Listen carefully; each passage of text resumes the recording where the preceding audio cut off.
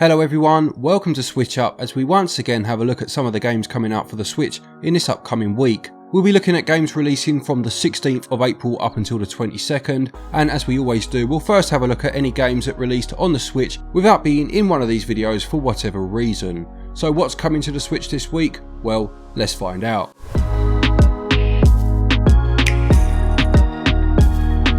We'll begin by looking at a game from the sponsor of today's video, All In Games, and that's Lumberhill. You'll play as lumberjacks just trying to get their tasks done whilst nature fights back every step of the way. You'll be racing against the clock to fulfill these tasks and trying to chop wood, all the while being chased by monkeys, fighting wildfires and trying to evade dinosaurs, pirates and meteor showers amongst others. Teamwork skills will be put to the test with up to 3 additional friends in local or online co-op or PvP, otherwise you can just play it in solo mode. New worlds will be unlocked as you play, as will skins that you can use. It releases on the 15th of April and will cost £12.29 or your regional equivalent, although there is 34% off of this price up until the 8th of May, and this can be increased to 50% if you own Tools Up, another of All In Games Nintendo Switch releases. Looking at a couple of games that are already out then, and the first of these is Don't Starve Together. This is a standalone multiplayer expansion of survival game Don't Starve, and will again see you having to gather resources and craft items in a world full of strange creatures, dangers and surprises. This time though, you can cooperate with friends in a private game or play with strangers online, working together to survive the harsh environments. It's on sale now and will cost you £13.49. Another that's already out is Astrodogs. This is an on-rails arcade shooter very much in the vein of Star Fox, as you play as a crew of freelance bounty hunters shooting your way through 10 levels. The blurb says it features a wide array of weapons from remote bombs, homing missiles and hyperbeams, and there are special ships and skins to unlock through gaining high scores.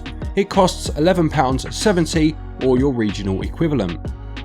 Let's move on to the games coming out this week, and starting with a blast from the past, we have Star Wars The Force Unleashed. This is the latest in the long line of older Star Wars games that Aspyr have brought to the Switch, and this particular game first released back in 2008.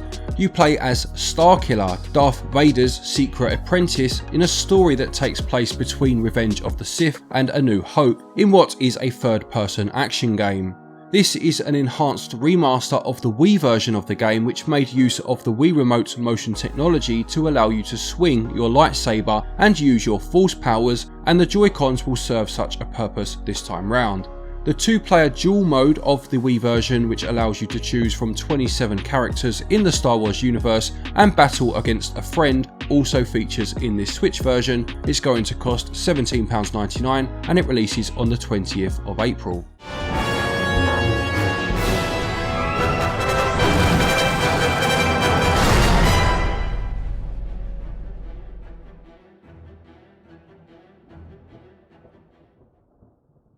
We have Lila's Sky Arc next, which calls itself a poetic mystery filled with secrets, puzzles and music. The blurb goes on to say that Lila's psychedelic world is in grave danger, and you'll need to help her and her eccentric friends stop the conductor's minions from destroying all things musical and magical in this action-adventure game. You'll be hunting down alchemy recipes to build new weapons, battling music-inspired enemies and punishing a host of bosses. I do like the art style. It has a Hyperlight Drifter look to it, and it seems quite reasonably priced at £13.49, plus you can get a further 15% off of this price up until the 4th of May. He told me that something wicked had landed. We were under attack. So, I grabbed my alchemy and some rocks and beat the crap out of those pink soldiers. I chased them down. Then we have MotoGP 22, which features more than 120 riders, over 20 official circuits, and there are 70 historic riders from the sport's past. There are also 17 chapters, one for each Grand Prix of the 2009 season, which it claims to be one of the most exciting championships in history. I'm not a fan of the sport, so I don't know if that is the case or not. And in each chapter you'll face different challenges, and there is more than 50 minutes of real footage that has been added to enhance the experience. There is a manager mode too, plus there is a deep customization system to allow you to create your own look. It's going to cost £39.99 and it releases on the 21st. Also this week we have Dragon Caffi, and this is an open world puzzle adventure game where you play as a fox called Margot, who has been adopted into a family of dragons and who is also in the final stages of her exams to become a world-class baker.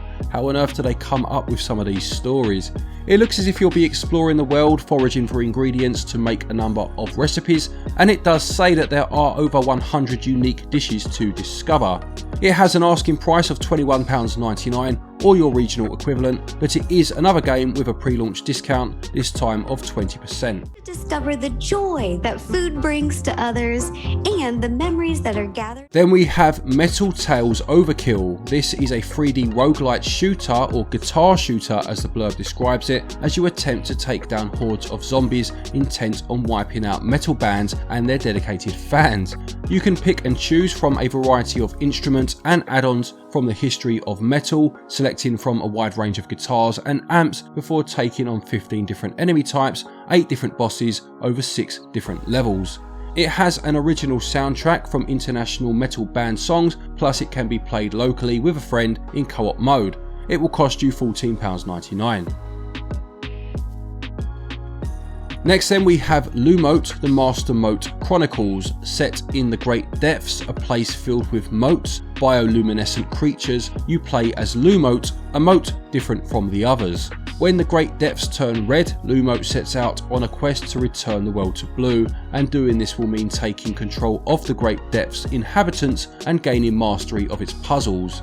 That's all the blurb actually says, and there is no trailer on the eShop itself, but having just found one to watch through, it appears to be a 3D puzzle platformer with a possession mechanic, although this isn't really shown in the trailer that I watched. Anyway, it will set you back £15.99 and it releases on the 21st. Great sagas, greed took over the sea, and Master Mote banished Lumote, transforming their world and the colours that give life. Next we have Neptuna Cross SENRAN KAGURA Ninja Wars. This sees the Neptuna and SENRAN KAGURA series join forces in an action-packed RPG. You can pair up to 10 playable characters to slice through enemy hordes and perform special character attacks. It says each character possesses a unique set of skills known as ninja arts, and you can collect spirit gems for helpful stat boosts. There is a Peaches and Cream minigame and post-game content in the form of Yomi training.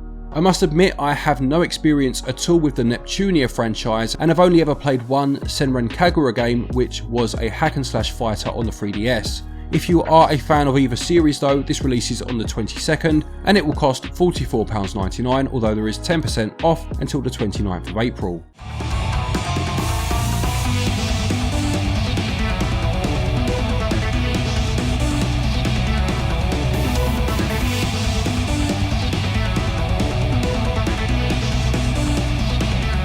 The penultimate game for the week is Ganryu 2 Hakuma Kojiro. This is a game I've had my eye on for a little while, and it's a sequel to Ganryu, which released in arcades back in 1999. It's a hack and slash platformer in a similar vein to things such as Shinobi and Strider, and visually it also reminds me a bit of the beat 'em up Ninja Warriors. Its story is based on real life samurai Takezu Musashi, and it's set in 17th century Japan. It has those lovely arcade quality chunky sprites. I'm pretty sure the original released for the Neo Geo arcade system, and that signature look definitely shines through. This is one I'll be picking up in physical form for sure, very eager to add this to my collection, and it releases on the 22nd.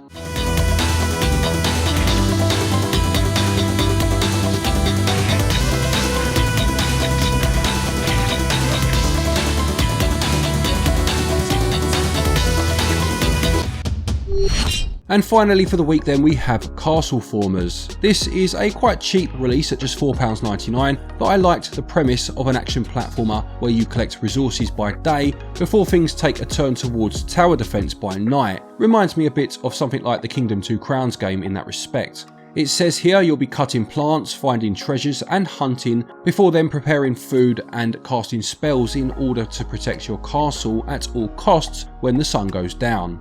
You can play as either the king or queen as you attempt to survive a 30-day cycle of attacks.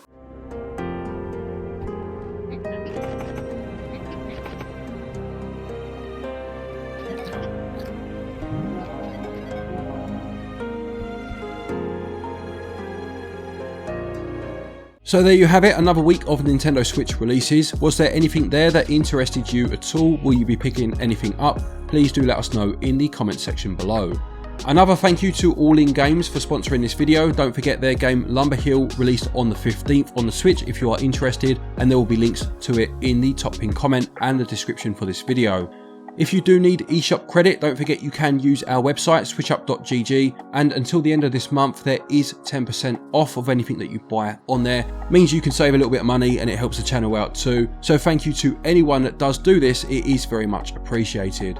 A quick thank you to our Patreons as always for your continued support, and to each and every one of you for watching our videos. Take care, and until next time, happy gaming.